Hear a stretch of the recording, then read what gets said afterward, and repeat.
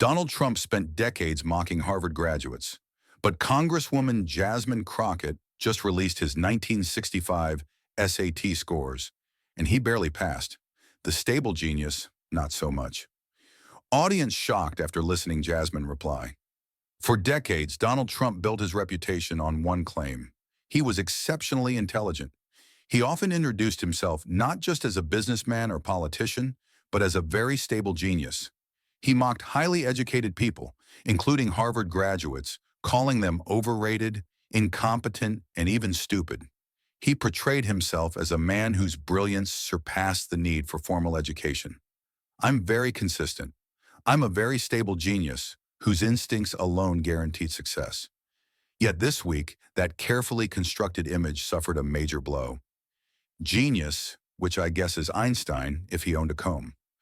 I think Congresswoman Jasmine Crockett, known for her sharp exchanges and refusal to back down, revealed a document Trump spent decades trying to hide. His SAT scores from 1965. The results were both humiliating and shocking.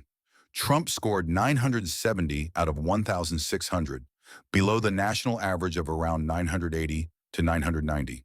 He did not excel. He did not impress. He barely cleared the passing line, far from the competitive scores needed for America's top universities. To grasp the significance, consider the SAT in 1965. It wasn't just a test. It was a gateway to opportunity, a measure of discipline, preparation, and intellectual capability. A score below average suggested struggles with fundamental skills. Is a report card because Donald Trump, which he passed with flying colors? Yeah. Surprising. Yeah. Question was, what is similar about a grape and an orange? Trump said, they're both types of soda. What is 30 minus 7? Trump said, my approval rating. And he go, okay. And yet here was the man who repeatedly mocked Ivy League graduates and highly educated individuals, himself falling short at a critical moment in his academic life. Crockett's words cut straight to the heart of the matter. Mr. Trump, you've mocked educated Americans for years, but your own scores.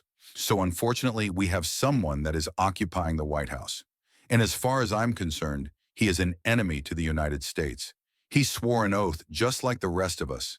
But right now, when you are literally putting us at risk, all because of what? Show you were one bubble away from failing. In that single line, she exposed a glaring hypocrisy. Trump's career has been built on exaggeration, bravado, and the carefully curated image of genius. This revelation undermines that foundation. It also aligns with long-standing rumors about his academic history.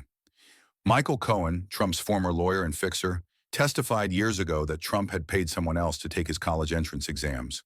Cohen also said Trump threatened schools and the College Board to prevent the release of his records. Crockett's revelation proves that these were not baseless claims or exaggeration. Trump had a clear motive to hide his scores. The truth would destroy the myth he had worked decades to cultivate. The public response was immediate and fierce. Social media exploded with memes and hashtags mocking Trump. Barely past Trump began trending, capturing the absurdity of a man who ridiculed the highly educated while struggling to meet a basic academic benchmark himself. Late-night hosts and political commentators seized the opportunity, emphasizing that the stable genius narrative had collapsed under the weight of cold, hard numbers.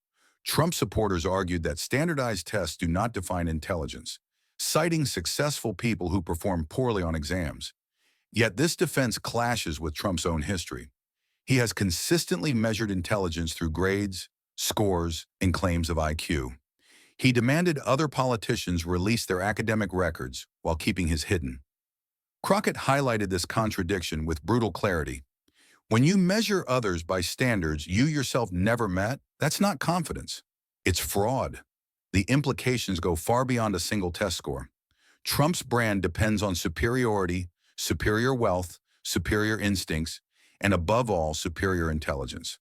The revelation that the foundation of his intellectual claims is shaky strikes directly at his credibility. It forces uncomfortable questions. If his scores were below average, how did he gain entrance to prestigious institutions, privilege, influence, a family willing to leverage wealth in the connections? The truth is likely a combination of all three. Politically, the consequences are significant. Intelligence has long been a weapon for Trump, used to dismiss opponents as stupid or unqualified. Crockett's exposure strips that weapon away.